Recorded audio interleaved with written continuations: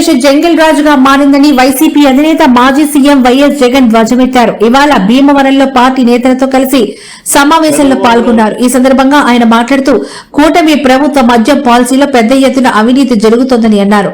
మద్యం షాపులన్నీ చంద్రబాబు మనుషులవేనని తెలిపారు. సంక్రాంతి సమయంలో కోడి పందాలకు వేలం నిర్వహించారని ఆరోపించారు. చివరికి తన నియోజకవర్గం పులివెందుల్లోనూ కోడి పందాలకు వేలం పెట్టారని గుర్తు చేశారు. ప్రభుత్వమే అన్ని దగ్గరుండి చేయిస్తే శాంతి భద్రతలు ఏమవుతాయని ప్రశ్నించారు. బరితెగింపులకు అడ్డు అదుపు లేకుండా పోయిందని వ్యాఖ్యానించారు. ఏపీ జంగిల్ రాజ్గా మారిందని కూటమి ఎమ్మెల్యేలు దిగజారారని జగన్ అన్నారు. ప్రభుత్వ ఉద్యోగిని రైల్వే కోడూరు ఎమ్మెల్యే వేధించడం సిగ్గుచేటని అన్నారు. ఇక మంత్రి వాసంశెట్టి రికార్డింగ్ డాన్సులు చేస్తున్నారని ఎద్దేవా చేశారు. ఇలా చంద్రబాబు లోకేష్ అండతో ఎమ్మెల్యేలు ఎవరికి వారు విచ్చలవిడిగా ప్రవర్తిస్తున్నారని ఫైర్ అయ్యారు. గతంలో టీడీపీ ఎమ్మెల్యేలు కూనా రవికుమార్, కోనేటి ఆదిమూలం కూడా ఇలాగే చేశారని గుర్తు చేశారు. 2 ఏళ్లలో చంద్రబాబు 3 లక్షల కోట్ల అప్పు చేశారని, ఆ డబ్బంతా ఎక్కడికి పోయిందని ప్రశ్నించారు. ఆదాయమంతా చంద్రబాబు ఆయన మనుషుల జేబుల్లోకి పోతుందని వైఎస్ జగన్ ఆరోపించారు. చేసుకుంటే ఇప్పటి వరకు చర్యలు లేవు.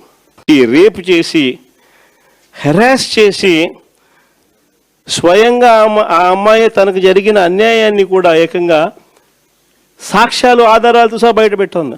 ఆముదాల వలస ఎమ్మెల్యే ఇంకోడు కూనా రవికుమార్. ఈయన గారి వేధింపులు భరించలేక గవర్నమెంట్ స్కూల్ ప్రిన్సిపల్ ఆత్మహత్యా యత్నం చేసుకుంటే ఇప్పటి వరకు చర్యలు లేవు. సతివీడు ఎమ్మెల్యే కోనేటి ఆదిమూలం ఒక మహిళను బలాత్కారం చేసిన చివరికి ఆ అధికారిని ఉపయోగించి ఆ కేసునే క్లోజ్ చేయించుకుంటారు. ఎంత దారుణంగా జరుగుతూ ఉందనంటే ఇంకొకడు మంత్రి సంధ్యారాణి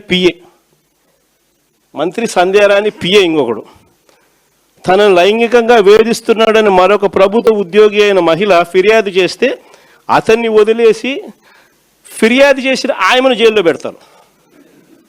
ఆయమ మీద కేసు. ఇంకోడు గుంటూరు ఈస్ట్ ఎమ్మెల్యే నజీర్ ఇంకోడు. ఈ మనిషి అశ్లీల వీడియోలు కూడా ఆయనతో మాట్లాడుతున్నాడు. ఈడు అశ్లీల వీడియోలు చూస్తూ ఉన్నాడు. ఈడు అశ్లీలంగా